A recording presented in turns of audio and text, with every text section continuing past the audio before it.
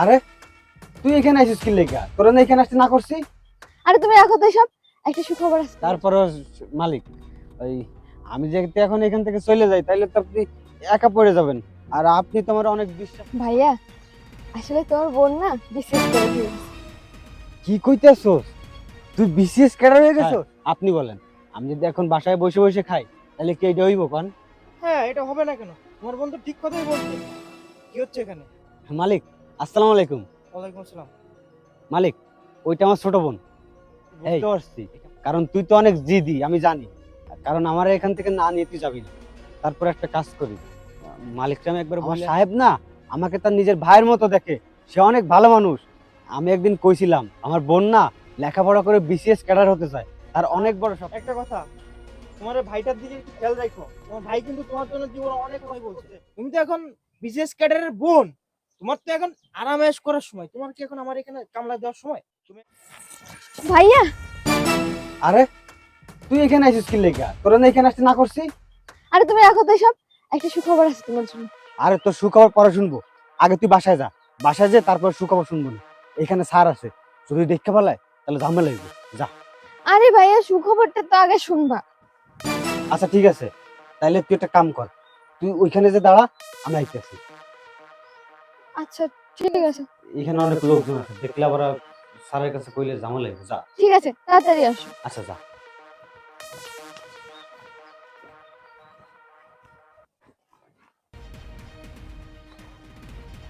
কি হয়েছে বোন?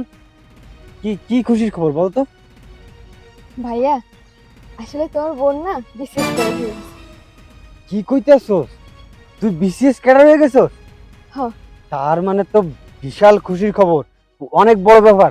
আচ্ছা বোন, তাহলে তো এলাকাবাসী সবারই মিষ্টি খাওয়ানো লাগবে।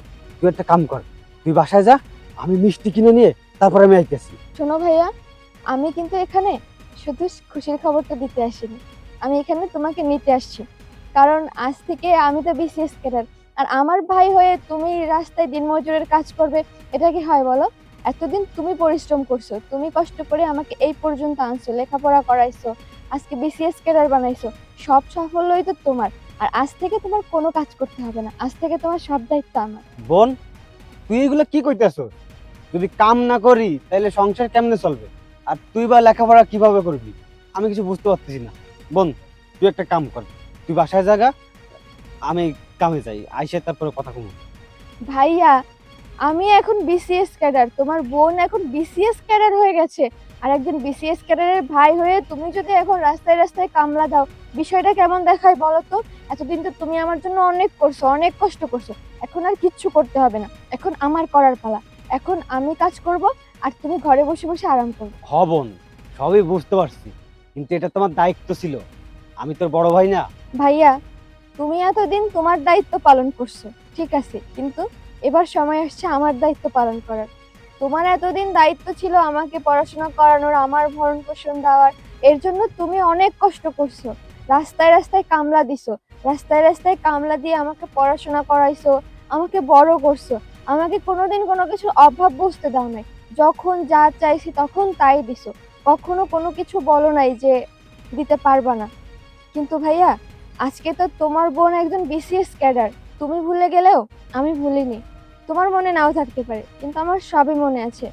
তোমার অনেক ইচ্ছা ছিল আমি একদিন লেখাপড়া করে অনেক বড় হব, অনেক বড় অফিসার হব। কিন্তু গ্রামের লোকজন সবাই তোমাকে বলতো যে মেয়ে মানুষকে এত লেখাপড়া না করাইতে, সেই তো দুদিন পর বিয়ে দিয়ে দিতে হবে, মেয়ে মানুষকে এত লেখাপড়া করায় লাভ কি? কিন্তু তোমার অনেক স্বপ্ন ছিল যে আমি একদিন বিসিএস ক্যাডার হব। আর তাই তুমি সবার কথা উপেক্ষা করেও আমাকে কিন্তু পড়াশোনা ঠিকই করাইছো। আর তোমার এই স্বপ্নের জোরেই কিন্তু আজকে আমি এখানে।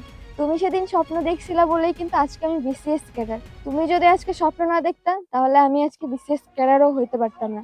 শোনো ভাইয়া, তোমার আর কোনো কথা আমি শুনতে চাই না।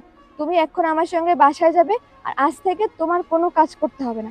আজ থেকে আমি ইনকাম করব, আর তুমি আজ থেকে পায়ের উপর পা তুলে দিয়ে শুধু আরাম করবে। হ বোন, বুঝতে পারছি, কারণ তুই তো অনেক জিদি আমি জানি। কারণ আমার এখান থেকে না নিয়ে তুই যাবি না। তারপর একটা কাজ করি, মালিককে আমি একবার বইলে আসি, মালিককে বইলে তারপরে যাই। যদি মালিককে না বলি তাহলে তো মালিক শুনতে পারলে রাগ করবো না। ভাইয়া, তুমি না সেই বোকা বোকাই থেকে গেলে। তুমি সারা জীবনে কিরকম সহজ সরল থাকবে বলো তো? তুমি কি কোনোদিন চেঞ্জ হবে না? দেখো, তোমাদের এইসব মালিকদের না আমি খুব ভালো করে চিনি।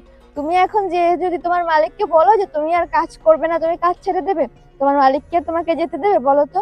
তোমার মালিক কখনোই তোমাকে যেতে দিবে না। এই জন্য তো আমি এখন আসছি। আমি জানি এখন তোমার মালিক না থাকার কথা, তাই আমি আসছি এখন তোমাকে এখান থেকে নিয়ে যাব।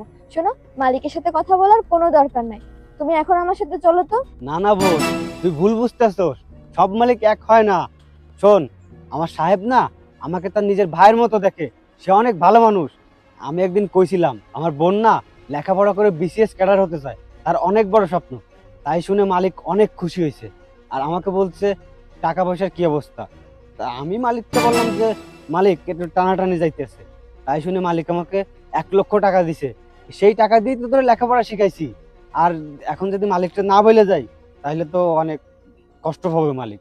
আমার মালিক অনেক ভালো, তুই একটা কাম কর, এইখানে দাঁড়া, আমি মালিককে বইলা তারপরে আইতেছি। সবই বুঝলাম, কিন্তু দেখো ভাইয়া, তারপরে আমি কোনো রিস্ক নিতে চাই না, তুমি আমার সঙ্গে চলো তো। তারপরে বোন, যদি মালিকটা না বলি তাহলে এটা কি হচ্ছে এখানে? মালিক, আসসালামু আলাইকুম। ওয়ালাইকুম আসসালাম। মালিক, ওইটা আমার ছোট বোন। এই, এটা আমার মালিক, সালাম দে। আসসালামু আলাইকুম। ওয়ালাইকুম আসসালাম। সাহেব, ওই আমার বোন না বিসিএস ক্যাডার হয়ে গেছে। আলহামদুলিল্লাহ, এটা তো অনেক খুশির সংবাদ।